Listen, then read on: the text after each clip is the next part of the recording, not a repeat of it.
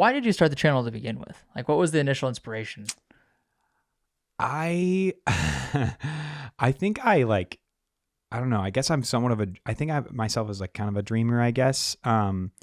Just like I don't know, want to do some things that don't feel like they fit the mold in terms of like I can't really have a job and still do this.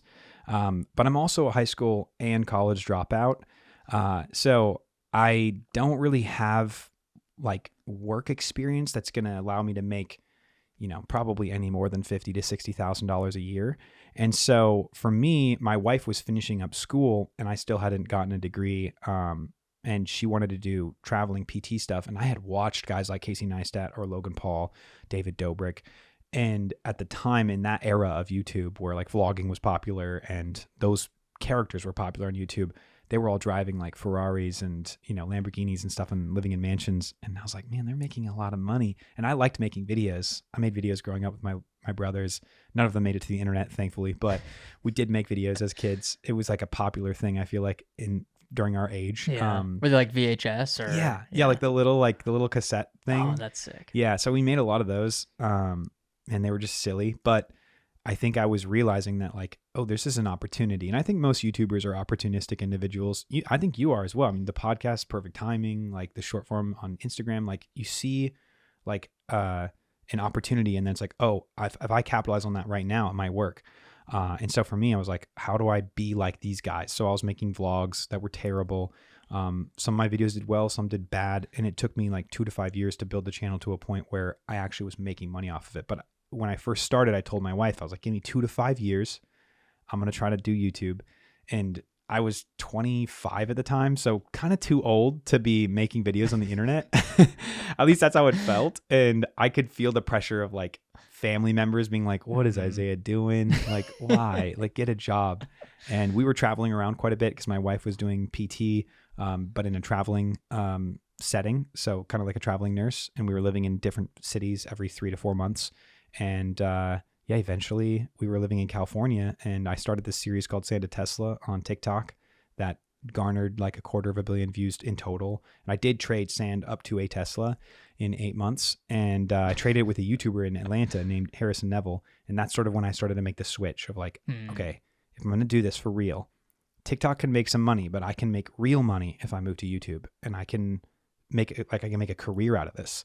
And I still didn't have like any subscribers on YouTube. And that's when Shorts was coming around. Jimmy was the only one doing short form. And so I was like, I'm going to make Shorts. And then we blew the channel up and got it to where it is now. Dang. So, yeah. So your first like social media attempt was on TikTok?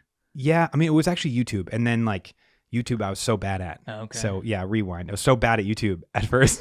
And then, people like Charli D'Amelio were like showing up. And all of a sudden she was in like a Super Bowl commercial. And I remember seeing her. It was like the hummus, I think. But she was in a Super Bowl commercial. And I was like, what the heck? A TikToker in a Super Bowl commercial? Maybe TikTok is like a viable option as like making money. And so I just started making TikToks and we got really good at that. Figured out the hook, the visual and like the saying thing hook. And for me, it was like I was grabbing a cup of sand. This is like when we first started to figure this out on the beach. So the camera's starting low, it's coming up. I'm putting it up to the camera and I'm saying, I'm going to trade this cup of sand up to a Tesla. And so now all of a sudden you're like, no way. And then you'd watch to the end and it would get 10 million views. So interesting. Yeah. When did you start that series? Oh, man, I was like right in the middle of COVID. Oh, 2020. So not even that long ago. Yeah, 3-4 years ago. That's crazy. Do you still post on TikTok now? Yeah, we do. Like the short form stuff we make on YouTube usually goes to TikTok as well. How many followers do you have there? 3.5 million, I think. I've heard from a lot of people that TikTok is dying. What do you think about that? Well, it might just not exist soon. So yeah, that's true. That's true. Depending on what our government does with it. Honestly, I mean, I would be kind of down with it to just die. Why do you say that? I hate having to post to all these different platforms. And it is kind of annoying. And I spend no time consuming TikTok. So yeah, me either. Yeah. I don't know anybody, at least our age, that really does. It seems like it's really the like Gen Z, the younger generation. What do you consume most? YouTube and Instagram. Yeah. What do you watch on YouTube? I've watched every one of Casey Neistat's videos. Let's go. A lot of That's the I love like philosophical stuff. So like the tattoo. the Work Harder. Yeah. Casey Neistat, dude. I like tech stuff. I'm like a nerd, like Marquez Brownlee. Yeah. Oh man. I should just pull up my algorithm. I love like Jordan Peterson. Okay. Chris Williamson, like Okay. podcasts. I watch a lot of podcast clips. That's probably the Yeah. bulk of it. I'm a nerd. I like information. Yeah. How about you? Yeah, I mean, mostly for me, it's like, I mean, I consume most of my content on Instagram actually, which is like, it's mostly, I have like two topics that I pay the most attention to, and it's watches and running. I don't know. That's just like my current obsessions. So that's what I get fed the most. Yeah. But yeah, I think I looked at my phone yesterday because we had some friends over, and it said that I spent 18 and a half hours on Instagram last week. So yeah, it's bad. It's bad. I need to get off Instagram. I don't even want to look at mine, dude. Instagram, it blew up in the last couple of years. I think obviously the Reels was the game changer, but whatever they do with their algorithm, it's so good at like, it's perfect. Yeah, and it gives you like all of like the different things, because like I grew up in a Christian home, so I like the little Christian memes that are really funny that I send to my friends. I like anything that has to do with Andrew Tate is really funny to me, like as a joke. And then I get served like Jordan Peterson stuff that I like. Yeah. I get served all the watch stuff, all the running stuff. They're all so different. Yeah. And like somehow Instagram knows I want all of it. Yeah, dude. The algorithms, from a consumer standpoint, I think that shift to like an algorithm based feed instead of chronological or like subscriber or follower based feed, it makes so much more sense as a business for the platform and for the consumer. But for the creator, that's who obviously suffers, because you're no longer like competing to like entertain your follower. You're competing against other creators for attention. Yeah. And it's such a different approach to content. Like that was in that talk I was watching yesterday. I should send it to you. You probably love it. But he talks about like as a creative, it's just a totally different endeavor. Whereas as a creative, you should be trying to like make the best content you can make, not competing against other creatives. And so it kind of makes this weird environment, I feel like. But ultimately, it creates the best content, because the best, most engaging, entertaining content goes to the top. Right. So yeah, I think it's hard, because as a creative, like I see a lot of creatives that like romanticize the process, which is beautiful. And I think of Casey Neistat is like probably like the top of that, like kind of romanticizing, like I like making videos and like I want to make them feel this way and I want to like show you this thing visually and stuff.